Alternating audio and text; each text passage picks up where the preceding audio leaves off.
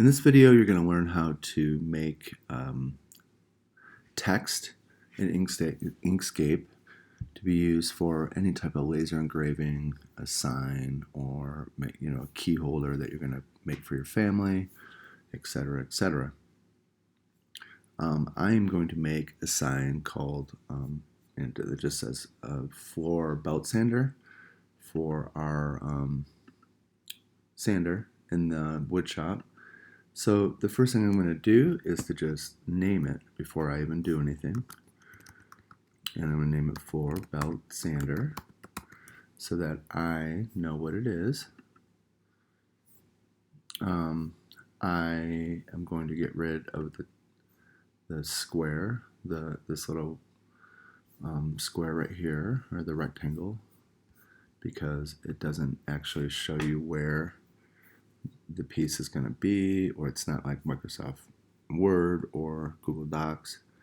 So I'm going to just go right to Document Properties and unclick right where it says Border at the bottom. I'm going to get rid of that because it's just in my way. And then I'm going to click on the side here is the little A that shows that you're about to make text.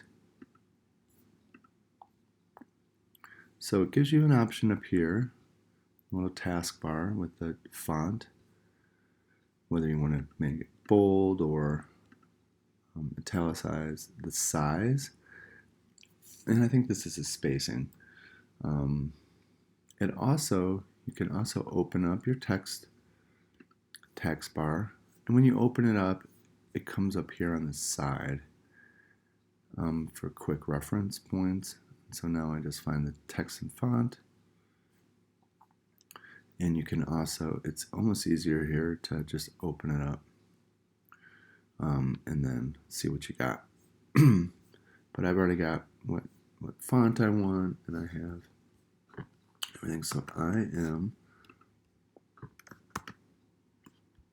going to just type what I want. A floor belt sander.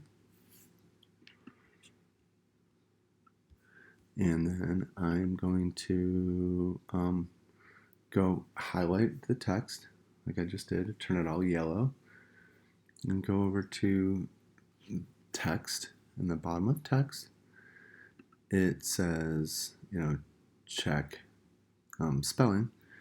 It's the spell check, and it says that there is nothing suspicious found, that I have spelled it correctly. I have been known to spell some words incorrectly. Let's just see what happens if I put a floor belt sander. And it says, no, that's not in the dictionary. Change it to that one. Accept. And so I'm good. Floor belt sander. I'm good there now. I don't need to worry about the size of my text, because I'm going to change that when I get into Glowforge, which is our laser engraver app. Since I'm making a sign, I want to put a shape on the back that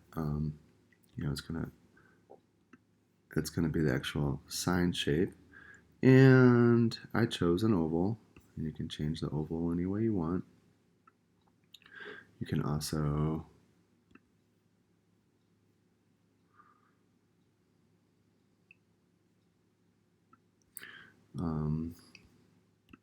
I'm sure you could install more points on this circle. What is it?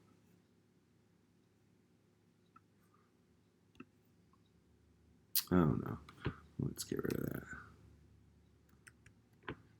So, for our simplicity's sake, I'm just going to make something that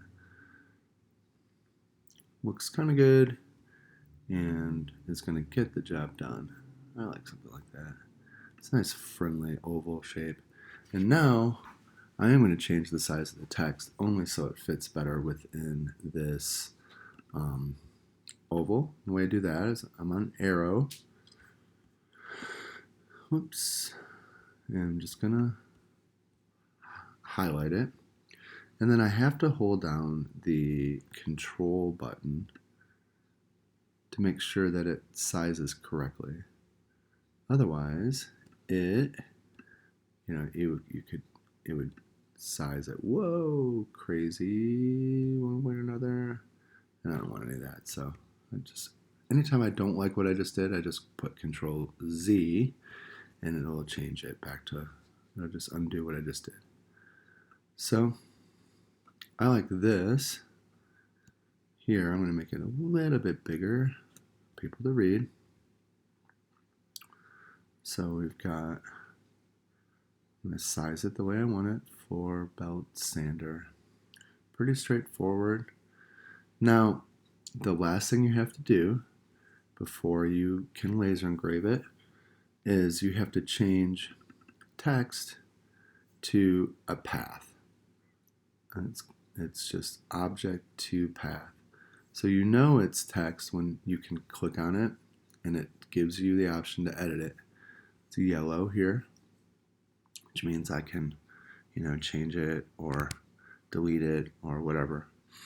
But the Glowforge machine can't read text.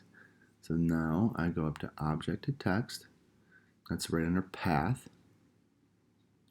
Object to path. And click it.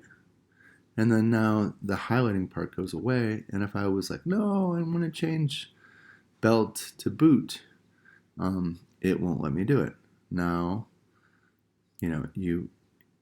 it breaks it up into all hundreds and hundreds of little paths, it's called. So I need to Control Z all of that. And so the important things are that you need to remember how, you have to make sure that you have the right font and you have the right text that you want and it's spelled correctly. And once you do that, then you're all set to go. Okay, so object to path. You can still move it now. I'm like, oh, you know what? I want to move it 2 clicks to the right and 1 click forward. And I want to make it a little bit bigger. And now, last thing I'll do is File, Save. In another video, you learned how to upload this file back to your drive and share it with me. And so that one, you can click on the next video. But this is all ready now to be transferred to the Glowforge and to make this sign. All right, thank you.